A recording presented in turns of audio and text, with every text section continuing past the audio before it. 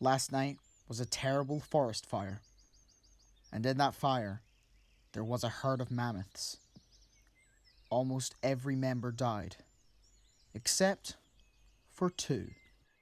Meet Jared and Wendy. Jared is a male, juvenile woolly mammoth, and he is here, sleeping with his mother, Wendy, an adult female woolly mammoth. The pair are recovering after spending a night of running away from flames. The early morning sun wakes up Wendy. She begins to observe the area that she's in. However, she is not familiar with where she is. Wendy, like most mothers, begins her day with waking up her teenage son.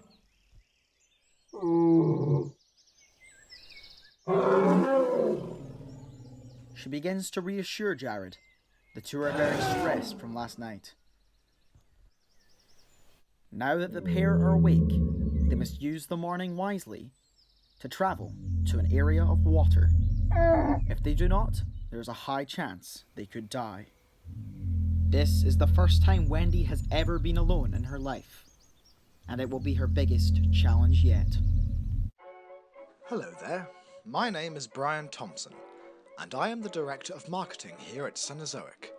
I'm sure our organisation needs no introduction, but for those who are just joining us now, here's a little information about us. We, at Cenozoic, have built multiple zoos around the world, filled with life forms, as the name suggests, from the Cenozoic era. These zoos are located in Los Angeles, Glasgow, Hong Kong, Sydney, Buenos Aires, Moscow and Cairo, and are open to the public to get up close and personable with these marvels of the natural world. However, in private, our organisation has been starting up preserves across the globe where we can observe these animals hunting, socialising and fighting for survival. These preserves have been hidden from the public for years now, but on this day, we invite you to join us in observing this strange new world. You are now watching Cenozoic.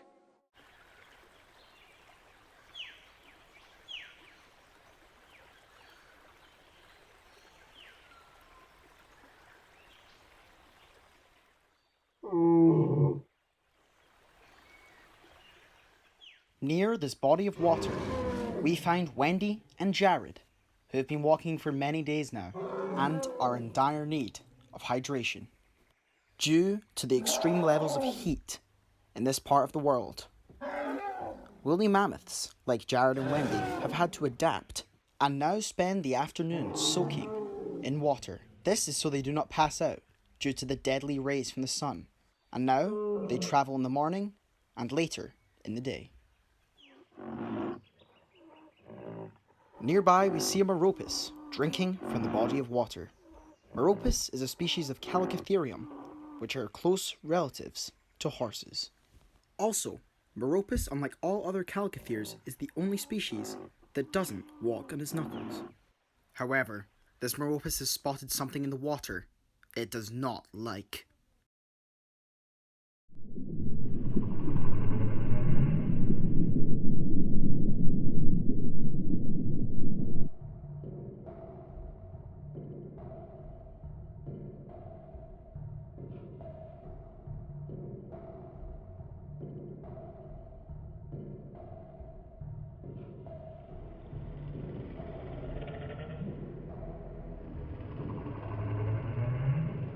Lurking in the water is a juvenile Basilosaurus, a close relative to the modern-day whales.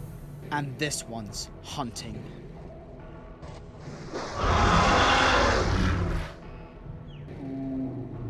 Fortunately for Jared, Wendy took notice of the juvenile.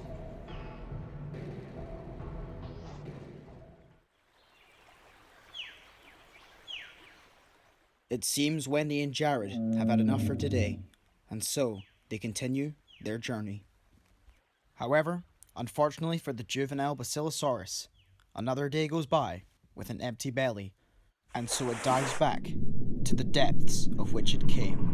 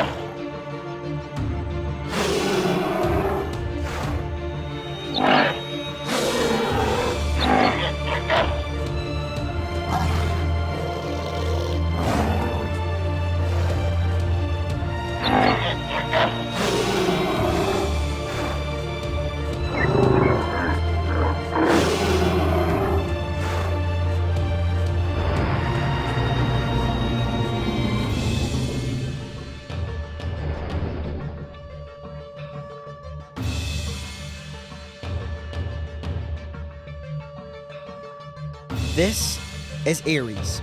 He is an adult male Andrewsarchus and is one of the apex predators on the reserve.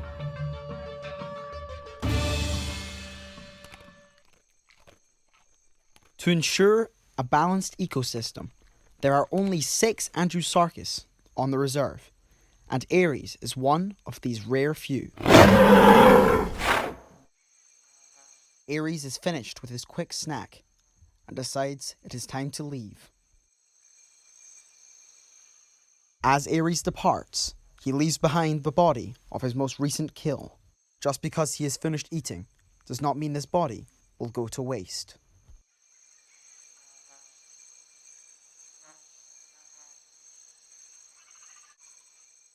In the nearby brush, there are 2 mated thylacines patiently waiting to grab a meal. This is Max and Sheila. It would seem they have some form of symbiotic relationship with that of Ares, as they follow him everywhere, feeding off of what he leaves behind. Thylacines are not normally scavengers.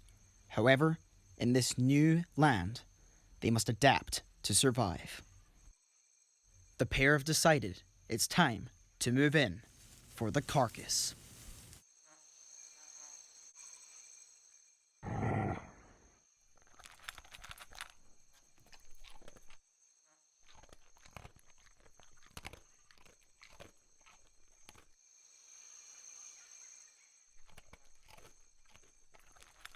Thylacines in this reserve have been made a lot larger than their real-life counterparts.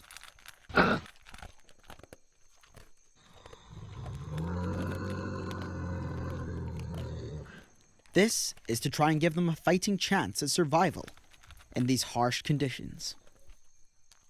Especially considering that Sheila is with child. Thylacines are marsupials, and just like their relatives the kangaroos, they too possess pouches, and this is where Sheila and Max's baby spends most of its time. In fact, we still haven't seen the baby come out. This is probably due to how young it is. Max tells his mate Sheila it's time to leave.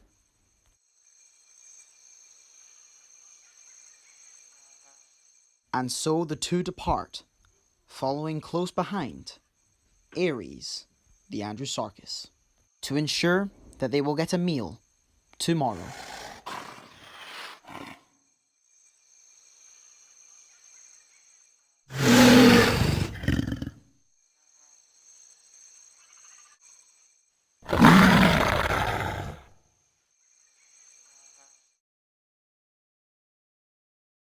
Mr. Strand. You better have my numbers, Benjamin. Yes, sir, the report's in. And? Our numbers are at a steady decline, sir. I don't understand. We've resurrected prehistoric animals, for God's sakes. Why isn't anyone buying tickets? Sir, I believe it's due to the 2015 event. Ever since then, the interest has gone down. Jesus. One animal escapes and this is what happens. The public's gone mad. Do they not realise what we've done here? One mistake shouldn't finish us. Excuse me, sir, but that wasn't the event I was talking about.